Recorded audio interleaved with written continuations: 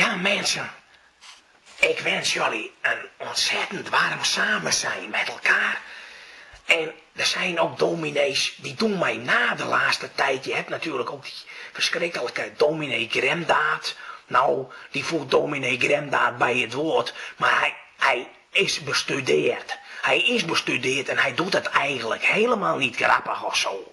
Het zal nooit een dominee Schaap worden die één is met de mensen.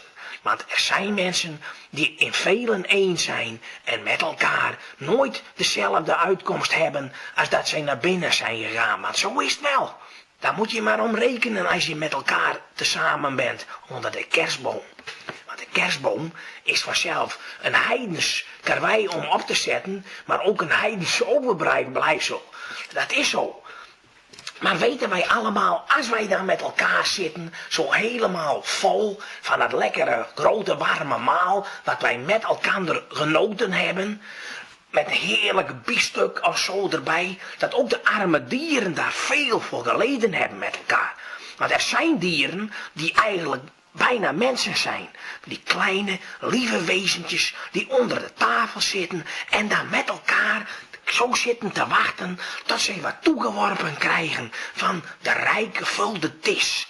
Want dat kun je wel stellen. Het zijn rijk gevulde dissen die mensen met elkaar tot zich nemen. Maar is de warmte in de harten van de mensen nog wel hetzelfde als pak een beet 20 jaar of 30 jaar geleden? Dat was anders toen. Er zijn tegenwoordig ook mensen die naar de supermarkt gaan en dan een arme straatmuzikant bijvoorbeeld helemaal niks geven en links laten liggen of staan of zitten.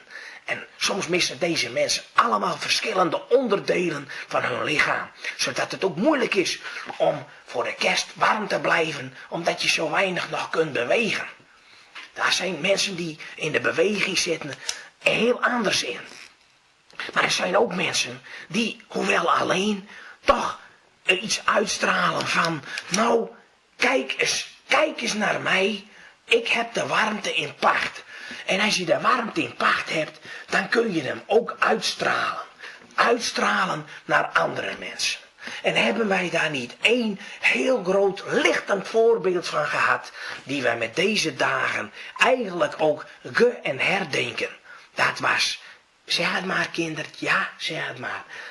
Ja, dat was het kleine kinderke. Het kleine kinderke dat voor ons allemaal geboren is te Bethlehem. En in Bethlehem was het op die dag, voor Kerstmis, dat er een hele grote ster boven Bethlehem dwaalde. En dat er wijze, halfwijze en hele wijze koningen daar op een dromedaris op zaten. En dan helemaal achter die ster aangingen. En dan uiteindelijk in Bethlehem kwamen. En daar ontdekten die warme kribbe. Dat kribbige kindje. Het kribbige kindje Jezus. Dat daar lag. Omringd door warmte en zijn moeder Maria. En Jozef, en zoals daar waren, alle dieren.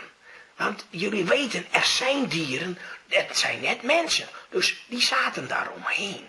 En er was, je hoort het nooit, maar er is een apart verhaal ertussenin. Daar zat ook achter het kribbeke, want wij zien het eigenlijk nooit, zat een aapje. Het aapje zat daar heel zielig alleen. Maar het kinderke Jezus stond op uit zijn kribbeke en nam het kleine aapje op schoot. En was zo lief voor het kleine aapje, dat het aapje spontaan begon te huilen. En zich zo voelde opgenomen in de warmte van iedereen daaromheen in die stal.